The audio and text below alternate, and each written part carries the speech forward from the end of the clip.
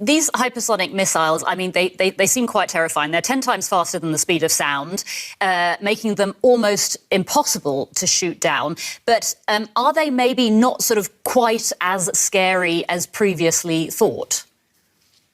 Absolutely not. There's no doubt whatsoever that Ukraine has taken down some, if not all, of the Kinzhal missiles that have struck or been fired at Ukraine. They're not proper hypersonic missiles. They have a very limited maneuvering capability. Now, before 3 weeks ago, there was some doubt as to whether the latest model of Patriots could, in fact, engage and destroy these. Now we've no doubt. Patriot can deal with Kinzhals, which, as I say, in any event, are not really true hypersonic missiles. What they are essentially are modified ballistic missiles. And yes, Patriot can deal with those in sufficient numbers. This is my video update from Nicosia, Cyprus on this Thursday morning. Let's talk about some news. And let's start things off with some more missile strikes from the Russian military hitting targets throughout Ukraine. And these missile strikes went on for most of the evening, and I believe they stopped at around 6 a.m. Moscow time today. And the missile strikes, what they did is they hit more military facilities, warehouses, ammo depot, and just basically taking out all of the weapons, destroying all of the weapons that the collective West has been providing to Ukraine over the last, I don't know, let's say 3 months for Ukraine's big spring, winter, fall, spring, summer, fall, winter offensive to the counteroffensive of the offensive that offends me and offends you. And all of these weapons that were delivered to Ukraine to get this offensive underway, the Russians just keep on destroying them. And that's what happened again yesterday evening. And this was once again a very large missile, drone, glide bomb strike that Russia made towards most of Ukraine. But I believe the main concentration of yesterday's missile attack in Ukraine was in Odessa, in the Odessa region. That seems to be where the Russian missiles and drones and glide bombs did the most damage. And I am sure that in about, 4 to 6 hours, CNN is going to have a couple of articles ready to go where they talk about how this latest missile strike from Russia is more proof that the Russian military is running out of weapons. I'm sure they're preparing that article right now, and in about 4 to 5 hours, it will be posted on CNN. So Russian missile strikes throughout Ukraine, and a CNN article that will be posted very, very soon, claiming that this is more proof that Russia is running out of weapons. And let me just give you a breakdown as to what was going on yesterday evening, what went down yesterday evening. And this is from the Zlati71 Twitter account. All night long, Russian forces worked on Ukraine using a wide range of weapons. Missile strikes were carried out on Odessa and its suburbs. Warehouses and industrial facilities where weapons and equipment were stored were hit. After the missile attack, get-on drones and decoys were used. Explosions were heard in the Zaporozhye and Kherson regions. A new missile strike hit targets in Kharkov, Kramatorsk, Pokrovsky district of the DPR, Krivograd, and Cherkasky regions. At 2 a.m., air-based missiles were launched from strategic bombers, hitting targets in the Poltava and Vinnytsia regions, and guided air bombs were used on targets in Zaporozhye and Kherson regions. So missiles, drones, guided air bombs hitting multiple locations throughout Ukraine and destroying all of those Western weapons to be used in the great big spring offensive. But Russia is running out of weapons. Always keep that in mind. Russia is running out of weapons. Any day now, Russia will be out of weapons. And let's now talk about, since we're on the subject of weapons, let's talk about the Patriot Kinzhal story. And we now have an official statement from the Russian Ministry of Defense. And let me read you what they said yesterday. Kinzhal hypersonic missile system hit and completely destroyed a multifunctional radar station, as well as 5 launchers of U.S. manufactured Patriot surface-to-air missile systems in Kiev. So the Russian Ministry of Defense, in an official statement, they claim that they hit and completely destroyed a multifunctional radar station and 5 launchers of the Patriot air defense system.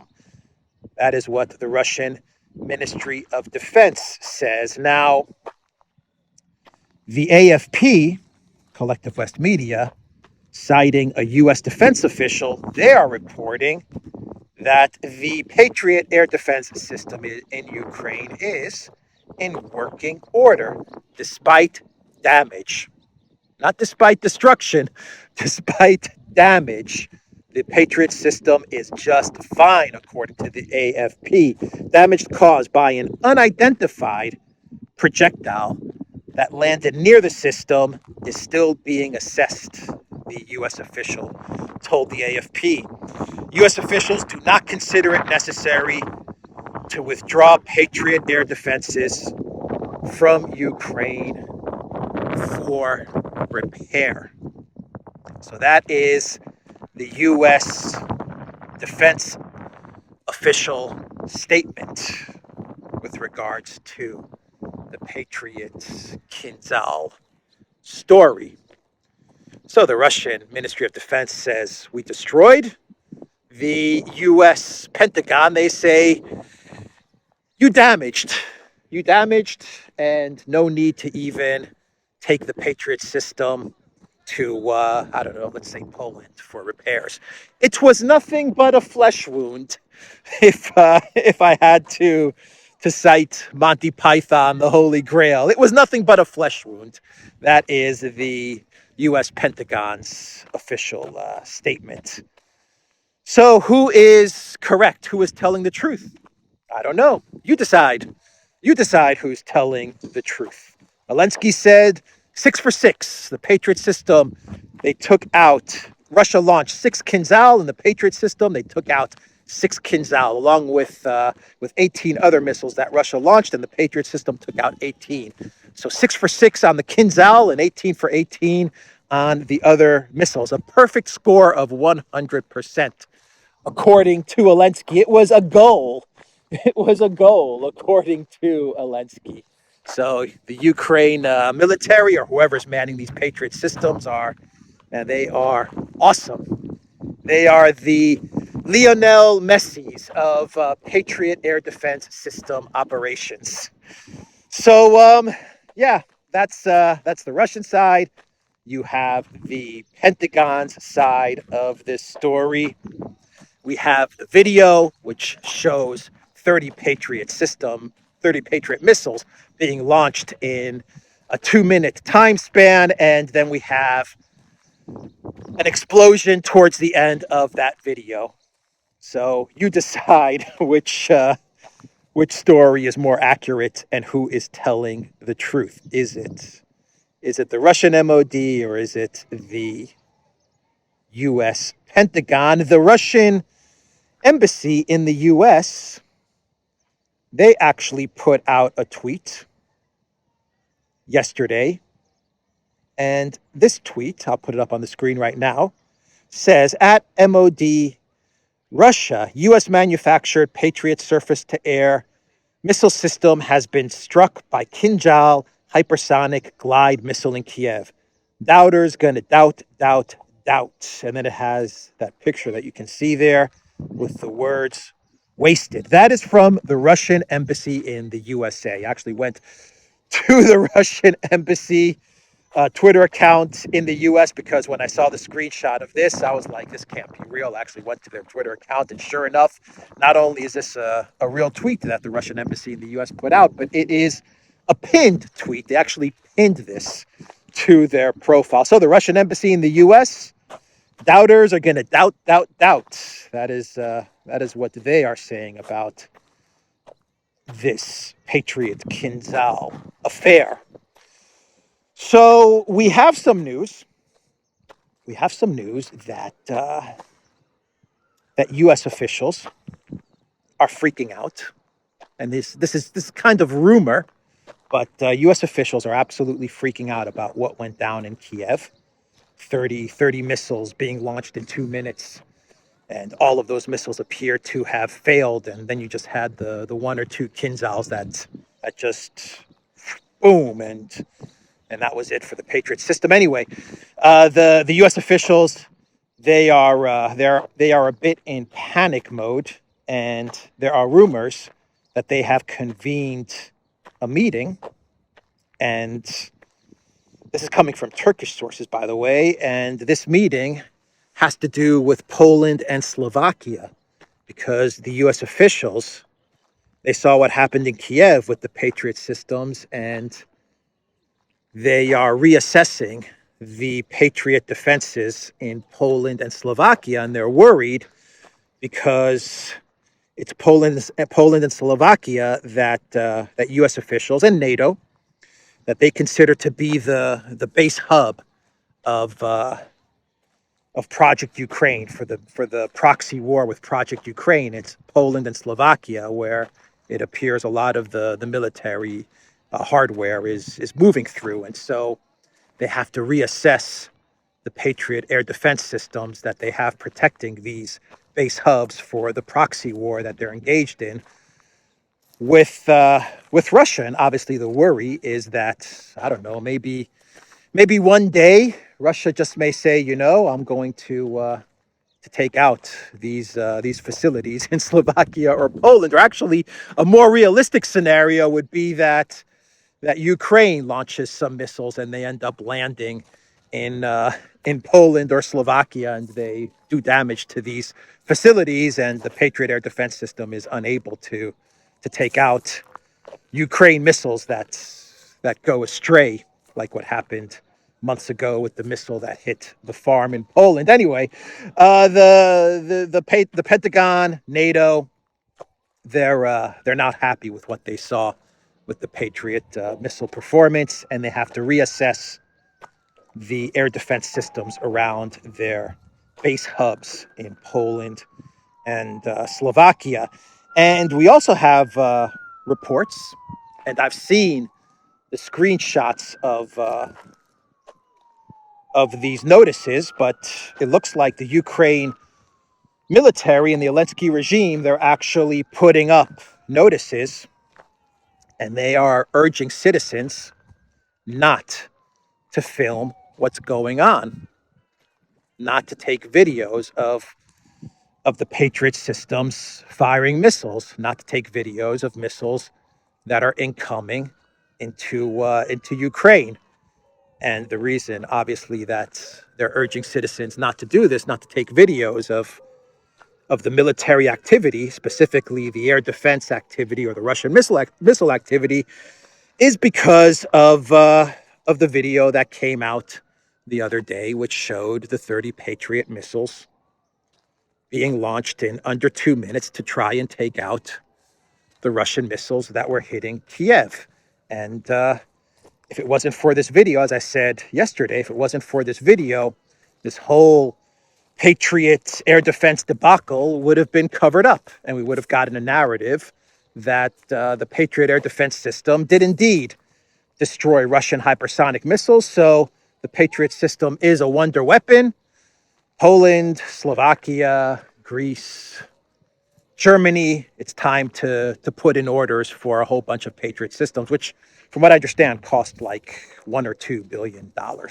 So I believe Raytheon, if I'm not mistaken, Raytheon is the maker of the Patriot system. I could be wrong there, but Raytheon would have gotten a whole lot of orders if the videos did not hit social media the other day, which showed the Patriot system completely failing.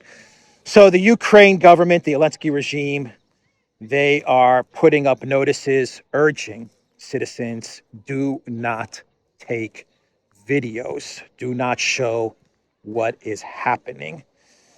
So that is the latest update with the Patriot Kinzhal story. And we can now talk about, what should we talk about? Biden. Biden is going to, let's walk out this way. Biden is going to Japan, to Hiroshima for a G7 meeting. And from what I understand, he is going to give a very big speech, but he's not going to apologize for the atomic bomb hitting Hiroshima. There's going to be no apologies from Biden during this speech, but he is going to go attend the G7 meeting. And you know what this G7 meeting is going to be about. Russia bad, Zelensky is king, and we need to figure out a way to impose more sanctions on Russia. We got to cut Russian oil somehow. That's going to pretty much be the G7 meeting that Biden is going to be attending. And we have Assad. Assad is going to be the Syrian president. He will be attending tomorrow, on Friday, I believe, the Arab League meeting in Riyadh. And this is going to be a historic event because Syria, once again, is going to be participating in the Arab League. And Annalena 360 Baerbock, she was very upset that Saudi Arabia dares to invite Assad and Syria into the Arab League to attend this meeting in Riyadh. And Annalena Baerbock, she warned Saudi Arabia about normalizing relations with Syria. Actually, Annalena warned Saudi Arabia about unconditional normalization with Syria. So the German foreign minister is basically telling Riyadh, she is telling NBS in Saudi Arabia that they're not allowed to normalize their relationship, their diplomatic relations with Syria, unless it has the approval, the green light from Annalena Baerbock. And how dare Saudi Arabia invite Assad and Syria to the Arab League summit in Riyadh without running it past Annalena 360 first? How dare they do such a thing? So that was Annalena Baerbock's warning to Saudi Arabia and the Arab League summit this Friday, which will be a historic summit because Syria and Assad will be in attendance. Can't have peace breaking out in the Middle East. You can't have none of that, according to Annalena Baerbock. And we have another warning from one of Annalena's BFFs, and that is Kaja Kallas. Kaja Kallas, the Prime Minister of Estonia. She's not warning, actually. She's begging. Kaja Kallas is begging. She is begging that Estonian companies stop their ghost trade with Russia, according to the Financial Times. Please, Estonian companies, stop your ghost trading with Russian companies. That ghost trading. We have to stop the ghost trade. Maybe the Estonian companies can ghost trade with the ghost of Kiev. Maybe that would be a better solution for Kaja Kallas and for Estonia. Don't ghost trade with Russia, but ghost trade with Ukraine and the ghost of Kiev. Or maybe you can goat trade with the goat of Kiev. Anyway, that is Kaja Kallas begging Estonian companies to stop their ghost trade with Russia. And now let's actually go. Which direction do I want to go in? Actually, let's go up that way. I took a wrong turn. Let's go up that way. So let's do a couple of clown worlds, and we'll wrap up this video. And the first clown world, we have to go back to Zelensky's meeting with Pope Francis at the Vatican, and Zelensky, he presented the Pope with body armor, and on this body armor, from what I understand, there was a painting of like a religious painting, from what I understand, was on this body armor, something like that. But that's not the clown world. The clown world, and I was very skeptical about this story. I mean, I was very, very skeptical. I thought this is a joke, and I'm still not 100% convinced. So I just want to say that. But there are a lot of reports, a lot of photos claiming that not only did Zelensky give the Pope like body armor painted with a religious theme on it, but he also gave the Pope an icon of the Theotokos, the Virgin Mary with Jesus, and this icon had Jesus void, like he was just missing, like an empty space for where Jesus should have been. And this is causing a whole lot of controversy, especially amongst Catholics and Catholic believers, and even the Vatican. We're getting reports from Italian media sources that are saying the Vatican was very disappointed with its meeting with Zelensky. And you can see that the Pope and the Vatican, they're trying to walk back this disastrous meeting with Zelensky and what appears to be disastrous gifts that Zelensky presented the Pope. Let me read you this article about what Zelensky gave the Pope. Zelensky gifts the Pope with an icon depicting void instead of baby Jesus.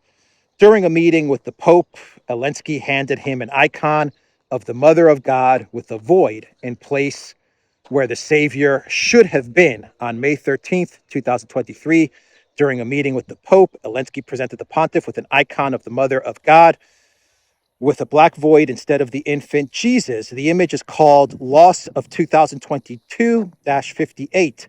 Its author is Ukrainian artist Oleksiy Revika, reports the Ukraina Molada resource.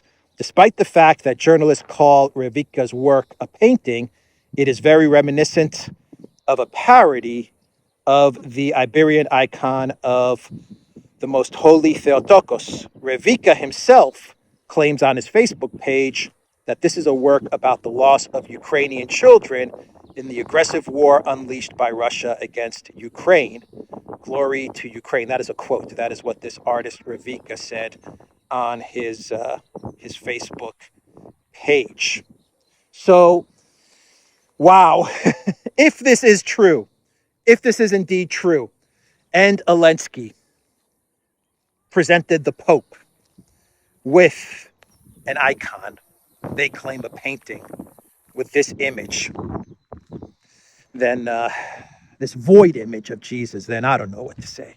I really, really don't know what to say. I'm at a loss for words. This is Zelensky.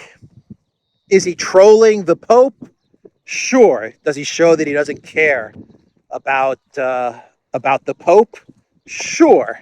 He doesn't really care about meeting the Pope. What he really did care about was probably getting money from the Vatican. I'm sure that was the main goal of his meeting with the Pope: PR, media, and money, because it's always about money when you have to talk about Zelensky. So yes, he's trolling. He's showing he doesn't care. But I think this also shows something else about the Zelensky regime. It shows that that these are indeed a bunch of script writers and actors, because this type of stunt, if this is indeed true, because I have to say that, I'm like 95%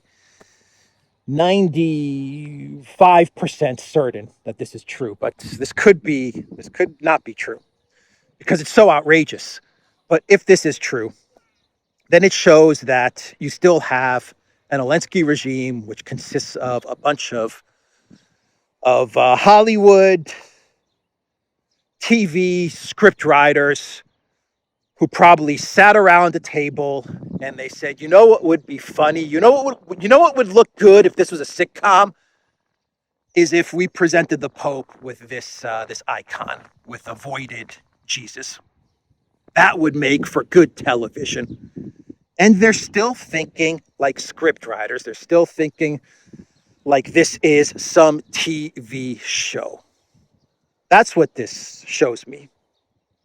You have a bunch of people in Ukraine, in the Zelensky regime, running the government, running this proxy war, who are a bunch of Hollywood actor script writers, and they come up with these little stunts because in their mind, they think in terms of what would make good television, and that's why they think up these types of schemes. So that's one clown world, and let's wait for the wind to die down here a bit because it is all of a sudden windy. And let's do another clown world. And since we're on the topic of TV, we have to talk about an HBO Max docuseries. Docuseries are becoming very popular, aren't they? That's like the new trend, I guess. And this docuseries is going to focus on Finnish former Prime Minister, Dancing Queen Sanna Marin. And we have the first trailer for this show, and it's called First Five.